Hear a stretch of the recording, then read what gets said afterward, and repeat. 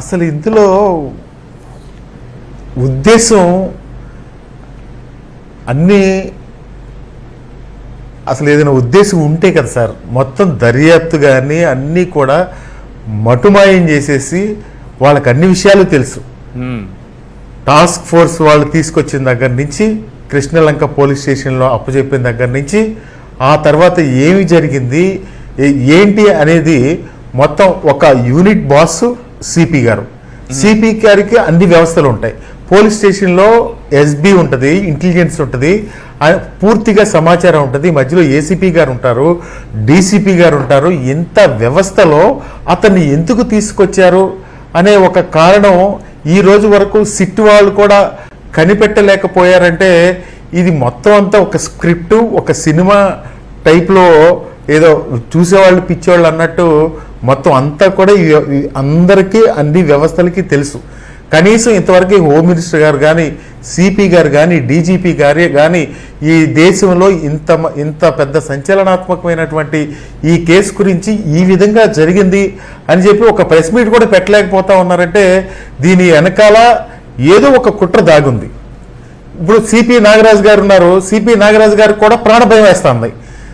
ఈ సిపి నాగరాజు గారికి కూడా ప్రాణ భయం వేస్తుందంటే ఎందుకు భయం వేస్తుంది?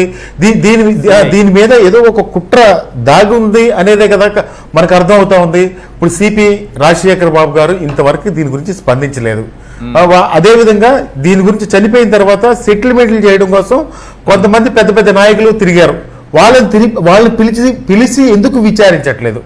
వాళ్ళు ఎందుకు అసలు పోలీసుల దగ్గర ఇంత డబ్బులు ఎందుకు ఉంటాయి? ఈ విషయంలో ఇంత డబ్బులు ఇన్వాల్వ్ అయ్యి సెటిల్మెంట్లు చేయాల్సిన అవసరమే ఉంది. అదేవిధంగా జగన్మోహన్ రెడ్డి గారు వచ్చి పరామర్శించే వరకు కూడా ఒక ఎఫ్ఐఆర్ కనీసం కట్టలేదు. ఎఫ్ఐఆర్ కట్టిన తర్వాత కూడా ఇన్వెస్టిగేషన్ ఆఫీసర్లు మార్చారు. ఇన్వెస్టిగేషన్ ఆఫీసర్లు మార్చిన తర్వాత మళ్ళా చంద్రబాబు నాయుడు గారి దగ్గరికి వెళ్ళారు, సిట్ ఏర్పాటు చేశారు. ఆ సిట్లో సిఏ గారి పరిధి దాటి ఎందుకు విచారించట్లేదు? కనీసం ఏసీపీ గారిని కూడా ఎందుకు విచారించట్లేదు? ఈ మొత్తం సీసీ ఫుటేజెస్ ఏమైనాయి? ఇవన్నీ కూడా అమాయకంగా వాళ్ళు చెప్పే మాటలే తప్ప ఇది మొత్తం కూడా దీనిలో ఒక పెద్ద కుట్ర దాగి ఉంటుంది అనేది నా ఉద్దేశం. అదేవిధంగా ఇది నాగరాజుని దాటి దర్యాప్తు ముందుకెళ్ళట్లేదు. కనీసం ఒక్కళ్ళని కూడా పిలిచి విచారించే పరిస్థితి కనిపించట్లేదు. యూనిట్ ఆఫీసర్ ఎవరండి? సిపి గారే కదా. కనీసం సిపి గారు ఒక ప్రకటన చేశారా? లేదు సిట్ వాళ్ళు వెళ్ళి సిపి గారిని ఏమన్నా విచారించారా? కనీసం ఏదైనా ఒక క్వశ్చన్ చేశారా? అదేవిధంగా వీళ్ళకి కాల్ డేటాస్ ఉన్నాయి. కానిస్టేబుల్స్ ఏమో ఎక్కడో నాగపూర్లో ఈ ఫోన్లు వదిలేసామని చెప్తారు. నాగరాజు గారి ఫోన్ ఏమైంది? నాగరాజు గారి ఫోన్ గోవాలో దాన్ని డిస్ట్రాయ్ చేశారని చెప్తారు. అంటే సీసీ ఫుటేజెస్ కమాండ్ కంట్రోల్ రూమ్లో ఉంటాయి, ఏసీపీ గారి ఆధ్వర్యంలో ఉంటాయి. ఇవన్నీ కూడా ప్రజలు అమాయకులు అనుకుని ప్రభుత్వం భావిస్తూ ఉందండి. హోమ్ మినిస్టర్ గారు ఏదైనా చిన్న కేసు వచ్చిందనుకోండి, ఏదో సెటైరికల్గా ఏదో జోకులు వేసుకుంటూ ఒక ప్రెస్ మీట్ పెట్టి ఒక బాధ్యత లేని మనిషిలాగా ప్రవర్తిస్తుంది ఆవిడ.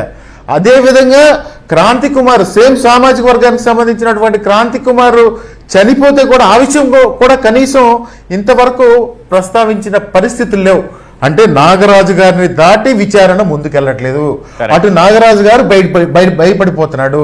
అంటే ఈ విషయం ఏదో దాగింది కాబట్టే కదా నాగరాజు గారు ఎందుకు భయపడుతున్నాడు, తన ప్రాణానికి ఎందుకు భయం ఉందని చెప్తున్నాడు. ఇవన్నీ కూడా మనం ఒక్కసారి ఆలోచిస్తే ఇది చూసేవాళ్ళు ఏదో పిచ్చోళ్ళలాగా అన్నట్టు ఉంది సార్. అంటే బాడీ ఇప్పుడు వరకు ఏదన్నా చిన్న చిన్న విషయాలు జరిగితే, లేదు వైఎస్ఆర్సీపీ వాళ్ళు ఏదన్నా సోషల్ మీడియాలో ఒక పోస్ట్ పెడితే వీళ్ళు చేసే హడావిడి అంతులేని హడావిడి. ఇప్పుడు వీళ్ళు బార్ కౌన్సిల్ వాళ్ళు కూడా చెప్తా ఉన్నారు, 25 సంవత్సరాల నుంచి ఎప్పుడు కూడా మేము ఇలాంటి కేసు చూడలేదు. కనీసము బాడీ ఎక్కడ ఏం జరిగినా ఎవరైనా ఒకవేళ అతని మీద కేసులు ఉన్నాయని భావించినా కానీ ఆ కేసులు ఉన్నా కానీ మీరు తీసుకున్నటువంటి చర్యలు బట్టి కనీసం ఆవిడ బూడిద అడుగుతోంది తల్లి. ఆవిడ కడుపు ఆవిడ ఆక్రోశం ఆక్రందన ఏంటంటే ఒక బూడిదని ఇస్తే మేము ఆ ఫార్మాలిటీస్ కంప్లీట్ చేసుకుంటామని చెప్తా ఉంది. ఆ చంద్రబాబు నాయుడు గారు మీకు న్యాయం చేసేస్తామంటే కనీసం బూడిది కూడా ఇవ్వలేని చంద్రబాబు నాయుడు గారు ఏ విధంగా బిహేవ్ చేస్తారు, కనీసం దాని గురించి పట్టించుకోవట్లేదు. అట్లాగే పవన్ కళ్యాణ్ గారు 14 సంవత్సరాల అమ్మాయిని ఏదో చేసేసాడు అని చెప్పి ఇప్పటికి 2 సార్లు మాట్లాడారు. ఆ అమ్మాయికి ఇప్పుడు 24 సంవత్సరాలు. ఆ అమ్మాయికి 24 సంవత్సరాలు అంటే వాళ్ళ సొంత మా బావ అని చెప్పి ఆ అమ్మాయి చెప్తా ఉంది.